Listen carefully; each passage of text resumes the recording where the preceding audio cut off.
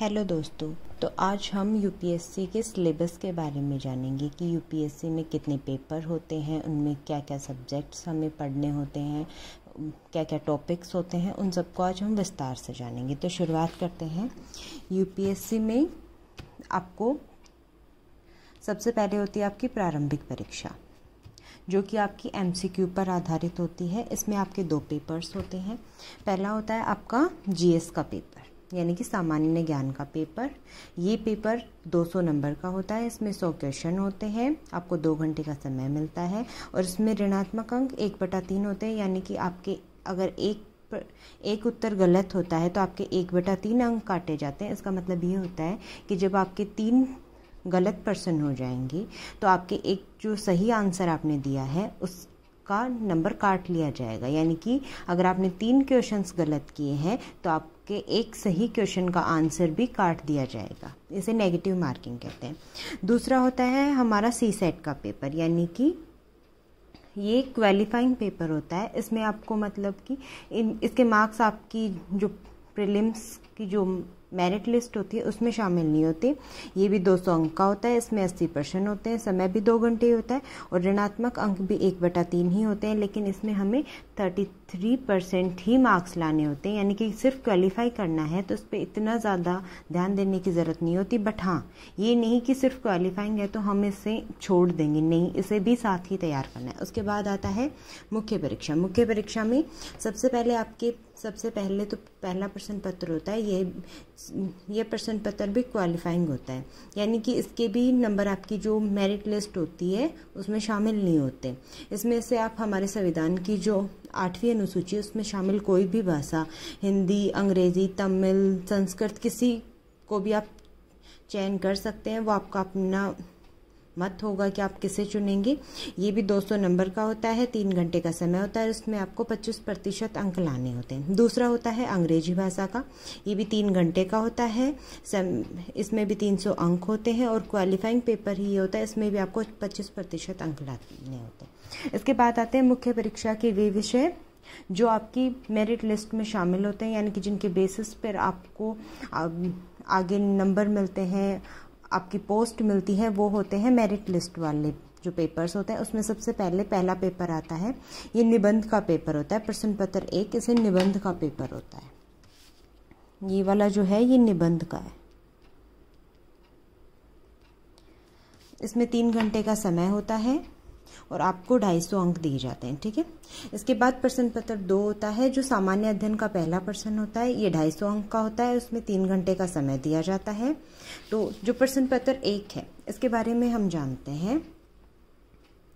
इसका सिलेबस है, देखिए, प्रश्न पत्र 1 यानी कि सामान्य अध्ययन का जो प्रश्न पत्र 1 है और आपकी जो मुख्य परीक्षा का प्रश्न पत्र 2 है वो है भारतीय विरासत और संस्कृति, विश्व का इतिहास एवं भूगोल और समाज। ठीक है।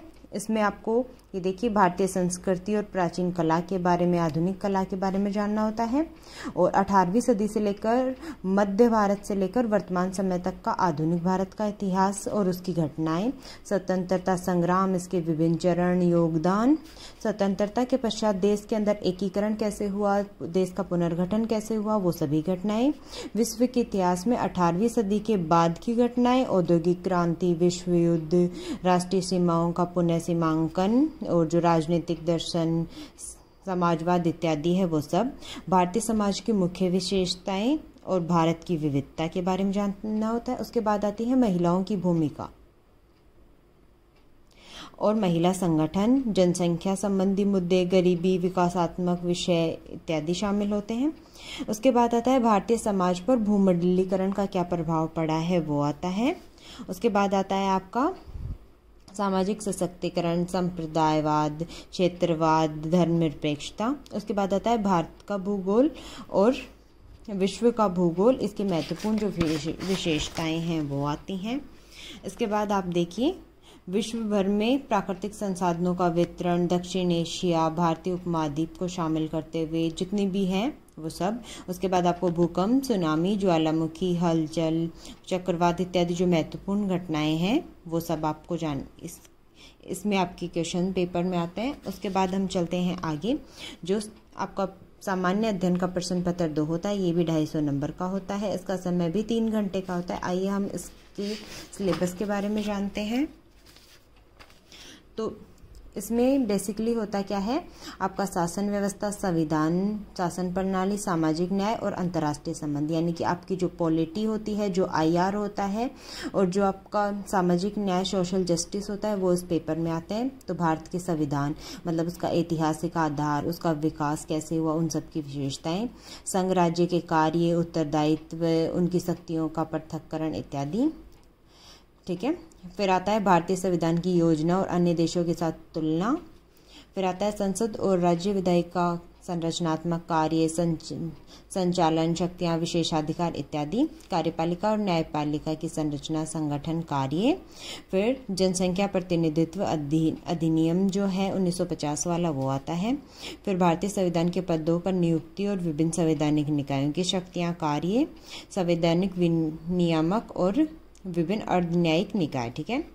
और उसके बाद आता है सरकारी नीतियां, विभिन्न क्षेत्रों में जो हस्तक्षेप कर रही हैं, क्या कौन सी नीतियां चल रही हैं, विकास प्रक्रिया तथा विकास उद्योग, गैर सरकारी संगठन जो आपके NGO वगैरह हैं, वो सब आते हैं इसमें। उसके बाद चलते हैं आगे। केंद्र एवं राज्यों द्वारा जनसंख्या के अति संवेदनशील वर्गों के लिए कल्याणकारी योजनाएं, मतलब कि सरकार जो कल्याणकारी योजनाएं चलाती है, जैसे मिड डे मील, मातृत्व वंदना योजना इत्यादि, वो सभी योजनाएं। स्वास्थ्य, शिक्षा, मानव संसाधनों से संबंधित सामाजिक क्षेत्र सेवाओं के विकास प्रबंधन से संबंधित विषय। फिर गरीबी एवं भुखमरी से संबंधित विषय। फिर आता है शासन व्यवस्था, पारदर्शिता, जवाबदेही।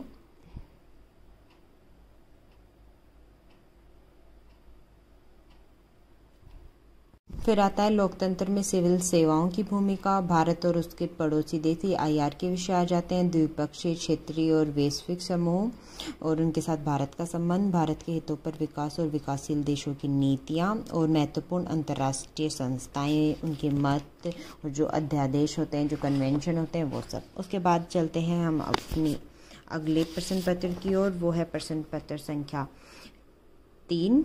इसमें ये भी 250 नंबर का होता है और इसमें भी समय 3 घंटे होता है। ये होता है आपका साइंस और टैक्स से रिलेटेड जो होता है ना वो, और इसमें आपदा प्रबंधन, एनवायरनमेंट, इकोलॉजी और डिजास्टर मैनेजमेंट आते हैं। इसमें भारतीय अर्थव्यवस्था और उसका योगदान, समावेशी विकास और जो सरकारी बजट आता है वो, मुख्य फसलें भारत में, मतलब फसलें कौन कौन सी होती हैं, उनकी सिंचाई प्रणाली क्या है, और प्रत्यक्ष और अप्रत्यक्ष कृषि सहायता भी होती है इसमें। ठीक है।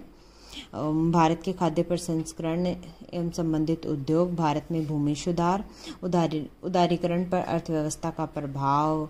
ठीक है। बुनियादी ढांचे जैसे ऊर्जा, बंदरगाह, सड़क निर्माण इत्यादि। निवेश के मॉडल क्या हैं, विज्ञान एवं प्रौद्योगिकी विकास एवं अनुप्रयोग, विज्ञान और प्रौद्योगिकी में भारत की क्या उपलब्धियां हैं, जैसे चंद्रयान वगैरह जो भेजे जाते हैं, उन सब के बारे में। फिर सूचना प्रौद्योगिकी के बारे में, नैनो टेक्नोलॉजी, बायोटेक्नोलॉजी इत्यादि के बारे में। संरक्षण, पर्यावरण, प्रदूषण एवं संचरण। फिर आपदा प्रबंधन, विकास और फैलते उग्रवाद के बीच संबंध। फिर अंतर्राष्ट्रीय सुरक्षा के लिए जो चुनौतियां हैं वो, संचार नेटवर्क के माध्यम से आंतरिक सुरक्षा, जो मीडिया, समाज, नेटवर्क साइड इत्यादि की जो भूमिकाएं होती हैं वो सब। सीमावर्ती क्षेत्रों में सुरक्षा की क्या चुनौतियां हैं, उनका कैसे प्रबंधन किया जा सकता है, विभिन्न सुरक्षा बलों और संस्थाओं और उनके अध्यादेश। ठीक है। फिर हम चलते हैं अपने अगले प्रश्न पत्र की ओर, वो होता है प्रश्न पत्र संख्या 4। ठीक है। और जो आपका मेंस का जो पेपर है उसमें 5वें नंबर पर आता है, क्योंकि फर्स्ट जो पेपर होता है वो आपका एस्से का होता है। ठीक है।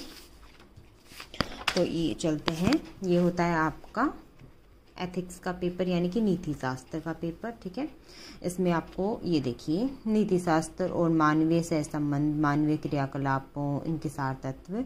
ठीक है। फिर अभिव्यक्ति क्या है उसके बारे में। फिर सिविल सेवाओं के लिए अभिरुचि और बुनियादी मूल्य, सत्यनिष्ठा, भेदभाव रहित ये क्या होते हैं। फिर भावनात्मक समझ कैसे विकसित करनी है वो, भारत तथा विश्व के जो नैतिक विचारक और दार्शनिक है उनका क्या योगदान है, और लोक प्रशासन जिसमें लोक सेवाओं के उनके मूल्य, स्थिति, समस्याएं, ठीक है, और जो दुविधाएं होती हैं, नैतिक मार्गदर्शन के स्रोत क्या हैं, नैतिक मूल्यों का सुदृढ़ीकरण कैसे करें, अंतर्राष्ट्रीय संबंध, निधि व्यवस्था इत्यादि शामिल होते हैं। फिर आती है शासन व्यवस्था में ईमानदारी। इसमें लोक सेवाओं की अवधारणाएं, ईमानदारी का दार्शनिक आधार क्या है, सरकार में सूचना का आदान प्रदान और पारदर्शिता, सूचना का अधिकार, ये सब शामिल होते हैं।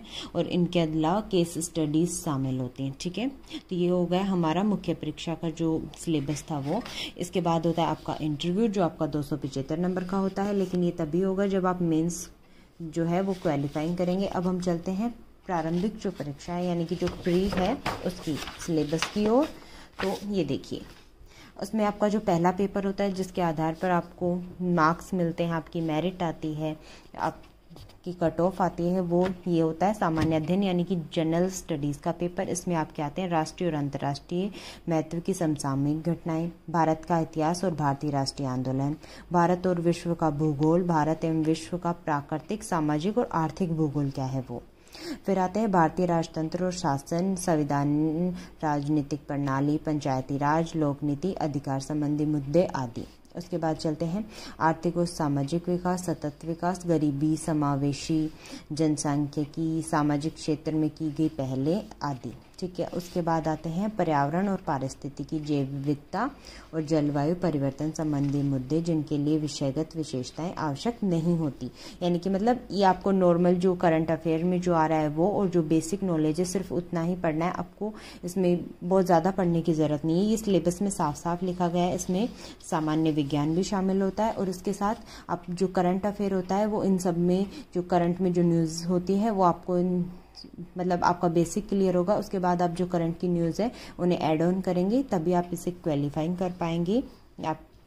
फिर चलते हैं सी सेट। ये सिर्फ क्वालिफाई है, इसमें आपको 33% मार्क्स ही लाने हैं, लेकिन ऐसा नहीं है कि इसे छोड़ दें, क्योंकि बहुत से लोग ऐसे होते हैं जो इसे क्वालिफाइंग समझ के छोड़ देते हैं। और अगर आपने इसे क्वालिफाई नहीं किया है तो आपका ये वाला जो पेपर है यानी कि फर्स्ट जो पेपर है जीएस का पेपर है वो चेक ही नहीं होगा। तो इस पर भी आपको ध्यान देना है। इसमें जो है बोधगम्यता है, संचार कौशल सहित अंतर्वैयक्तिक कौशल है, तार्किक कौशल और विश्लेषणात्मक क्षमता है, निर्णय लेने और समस्या समाधान की जो क्षमता है वो है, सामान्य मानसिक योग्यता है, आधारभूत संख्यान यानी कि संख्याएं, उनका संबंध, विस्तार, क्रम और आंकड़ों का निर्वचन, चार्ट, ग्राफ, तालिका। और ये सब आपको ज़्यादा नहीं पढ़ना, सिर्फ 10th लेवल तक का ही पढ़ना है। आपको IIT की एग्ज़ाम नहीं देनी है, सिर्फ UPSC क्लियर करना है। तो उसके लिए आपको बहुत ज़्यादा हार्ड लेवल पर जाकर नहीं पढ़ना है। आप डेली टेस्ट लगाइए, बस उसी से आपका ये हो जाएगा। तो ये था आपका प्री मेंस का पूरा सिलेबस। इसके अलावा जो मेंस का जो सिलेबस है उसमें आपका ये देखिए 2 पेपर और होते हैं, वो वैकल्पिक विषय के होते हैं, वो आपको खुद को चूज़ करना होता है कि आप किसे लेंगे। उसके 2 पेपर होंगे। ये दोनों पेपर 500 नंबर के होते हैं यानी 250-250 का एक होता है, और दोनों का समय 3-3। तो दोस्तों ये था आपका पूरा UPSC का सिलेबस जिसे मैंने आपके साथ डिटेल में डिस्कस किया है। इसके बाद भी अगर आपकी कोई क्वेरी हो, कोई क्वेश्चन हो तो आप मुझे कमेंट बॉक्स में कमेंट कर सकते हैं। मैं उन सभी का आंसर देने की कोशिश करूँगी। Thanks for watching. Like, share and subscribe.